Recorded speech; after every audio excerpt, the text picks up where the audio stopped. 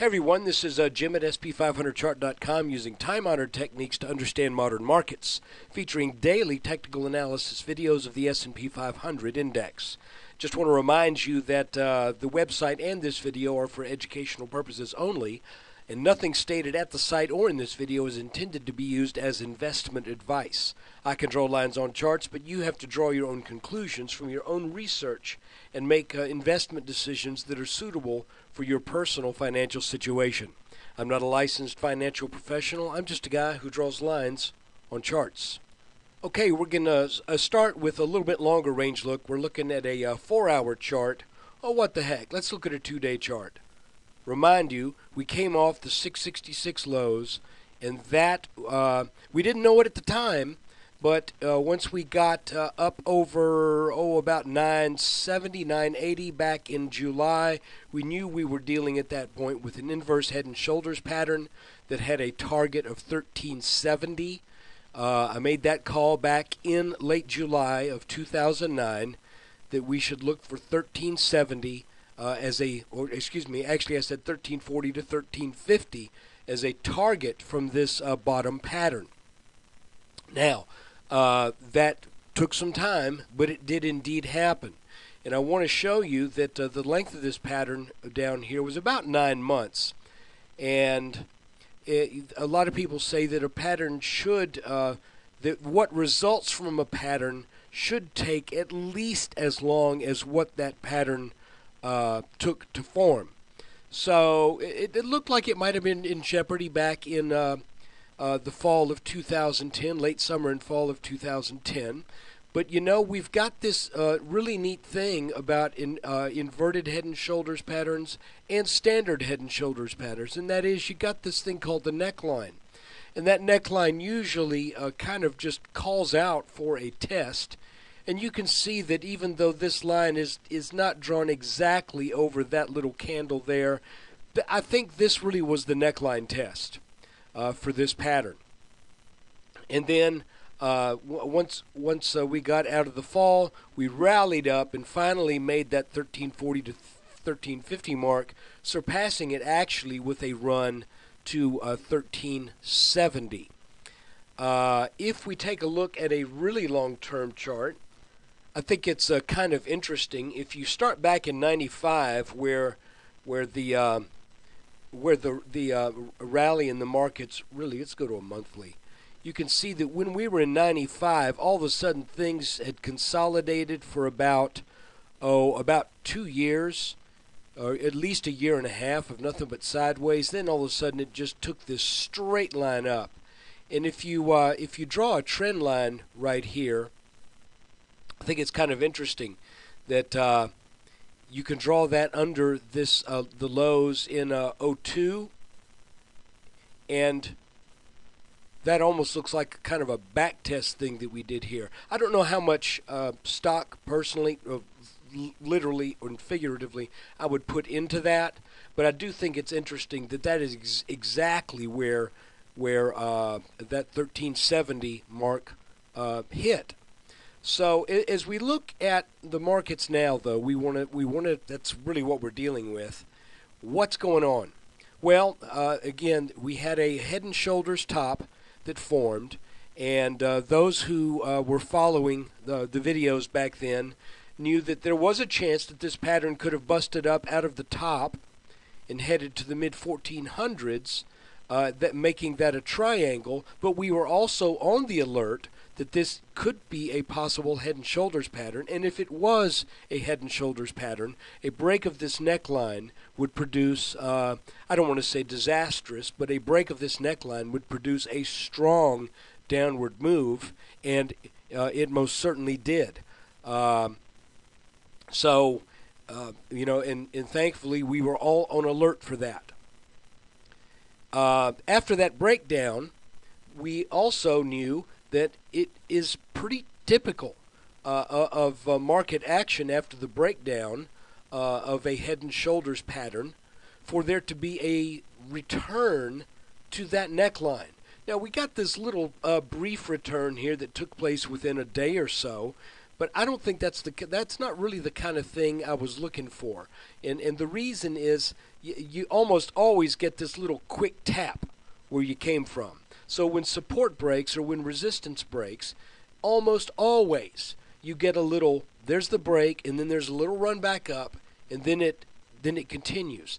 The kind of back test that I'm talking about is one that really takes time to accomplish. And what I think we have going on here is this back test kind of taking the shape of a long bear flag. Now, I want to present both cases to you because I think that's part of technical analysis, is realizing that like someone said in a forum this morning, they're a little bit like a chart is a little bit like a Rorschach test. You can look at it, and depending upon whether you're predisposed to be bullish or bearish, you can see what you want to see, and that's dangerous.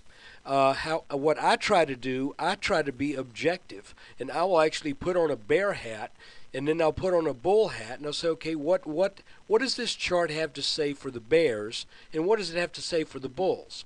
Well, the first thing is, for the bears, it says, even though we got a little bit over the neckline here in the S&P, that rally turned sharply back, and we actually formed a complex head and shoulders or a triangle, depending upon how you want to look at it. The triangle would be defined by these two red lines, and we were on watch last week on whether that triangle is going to break up or break down. And I was predisposed that it would break down. And the funny thing is, a lot of people were all over CNBC, you name it, on the talk shows, on websites, saying this is just a hugely bullish formation here. This is a bull triangle, and we're getting ready to head on up, and we're going to be up, 1480 before you know it. I just had a hard time believing that for various reasons. For one thing, the rally on the volume on this rally was really not strong, and the other thing is it just didn't look right. And I've always felt that we needed to come down at least to the mid 1100s after we made this huge move off of the October lows, a move of over 200 points in just a matter of a month. So we did that relatively unabated. In other words, it was almost a straight line move. A little consolidation in here in the low 1200s, but after that it just plowed on up. Now, what's the bearish case? Well, the bearish case is this triangle does indeed take levels down to the mid 1150s, and once there, the selling just keeps on. Okay, that's possible. And I think that would be pretty bearish, and there's nothing set in stone that says this 1080 is the low for this year or the low for next year. The bullish case, and I have to show you this too, is that we're dealing with a complex inverted head and shoulders pattern that has a strongly upsloping neckline. Now, I've got some problems with that, to be honest with you, because it doesn't make a lot of sense to me that you would have a 7-month-long head and shoulders pattern form back here, that then all of a sudden you just go big top, and then all of a sudden it says, fooled you, we're just gonna reverse right on up. That just doesn't look right to me. And if you examine the last top that was put in back in 2007, you can see that there was also a pattern that looked like, wow, that could be, if let me just take this circle right here and extend it a little bit. If you look at that right there, you could say, wow, there's our left shoulder, there's our head, now we're making our right oh no! Okay, so we don't really have that different a setup now as we had back here. All right, Well, this is supposed to be the weekly review, and now it's been more like the yearly review or the monthly review. But let's take a look and see what happened in just a weekly setup. Tell you what, we'll go to a 10-minute chart. I think that'll show us nicely what's going on. And the first thing I want to point out is I think we had a really good week.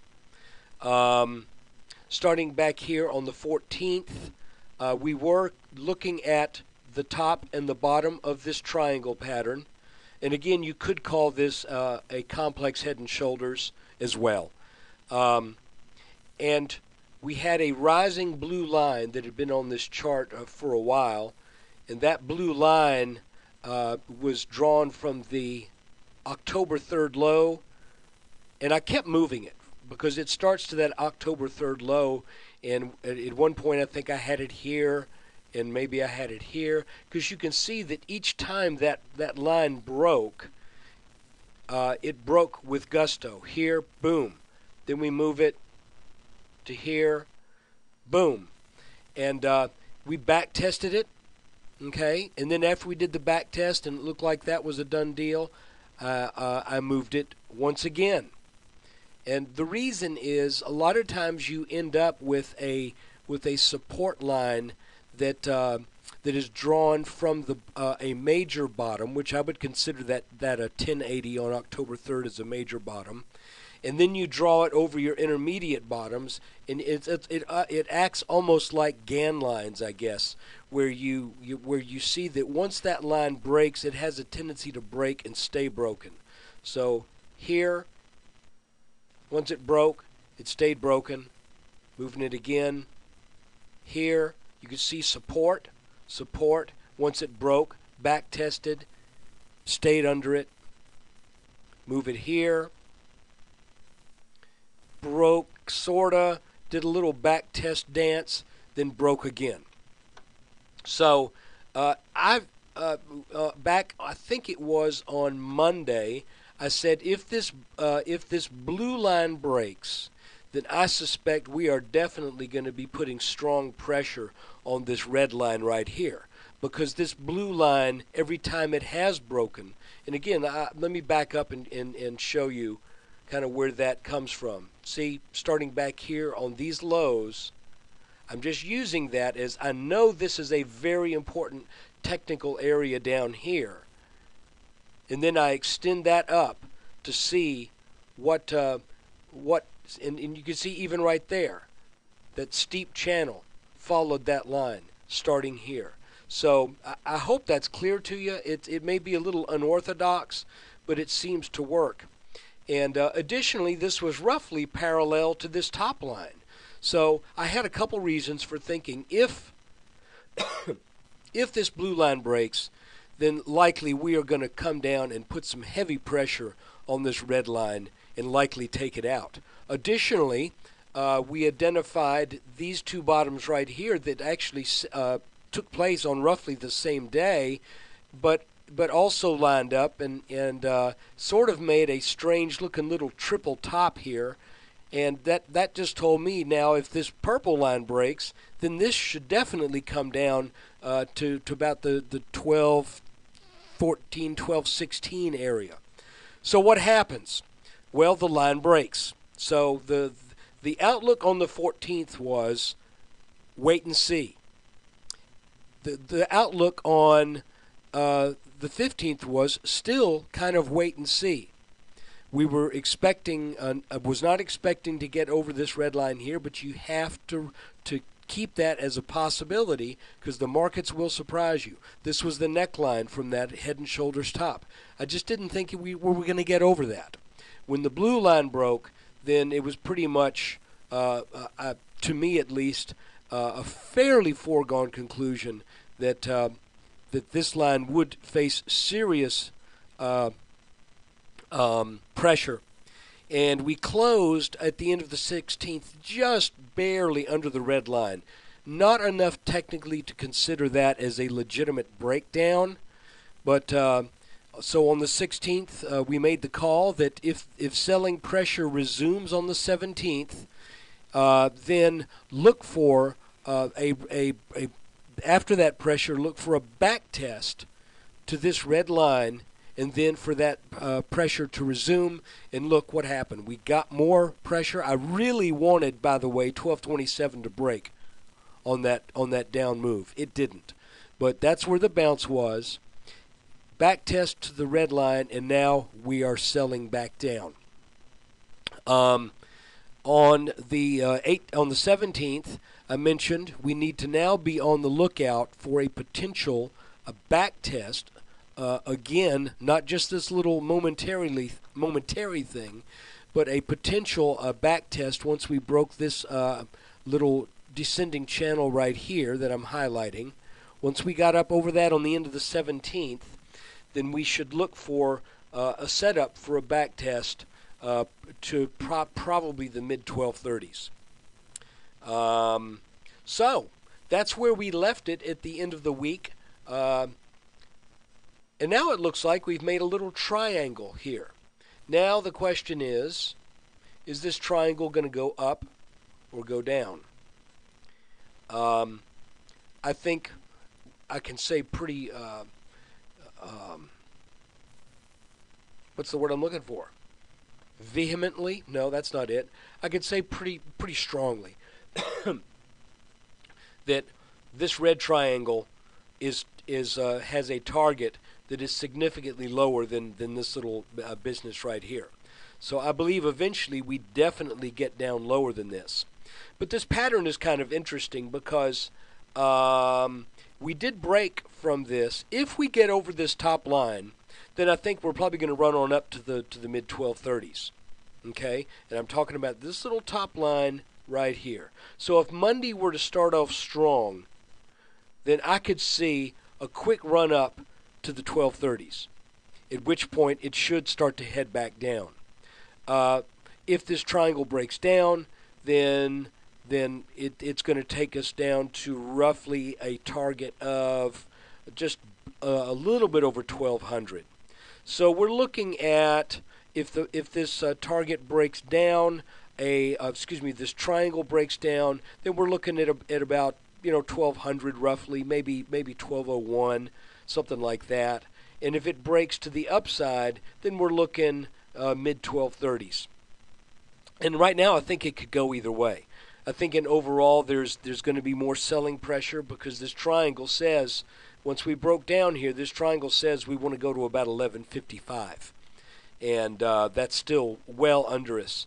But it would be a gift, frankly, if we were to get a break up out of this triangle to test maybe this purple line here, and even maybe as high as this red line. But I think at this point probably the purple line. So that's kind of where we leave it at the end of the week. No real big surprises. There was a couple days where we didn't know whether we were going to go up or down, but once we started breaking down under that blue line I mentioned to you, then that started to signal, well, we're dealing with a market that's beginning to show its hand. So look, I appreciate you watching this video, and I'll hope you will consider, if you're not already, signing up to subscribe to the daily S&P 500 updates. This is the weekly review that is available for everyone.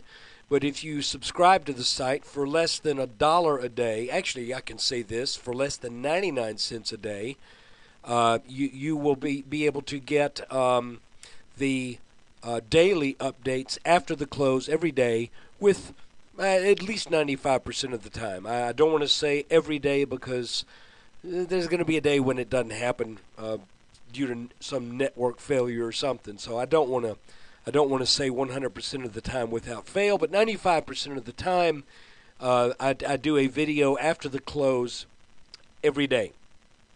And it's very affordable, $19.95 for a monthly subscription, $189.95 for a yearly subscription.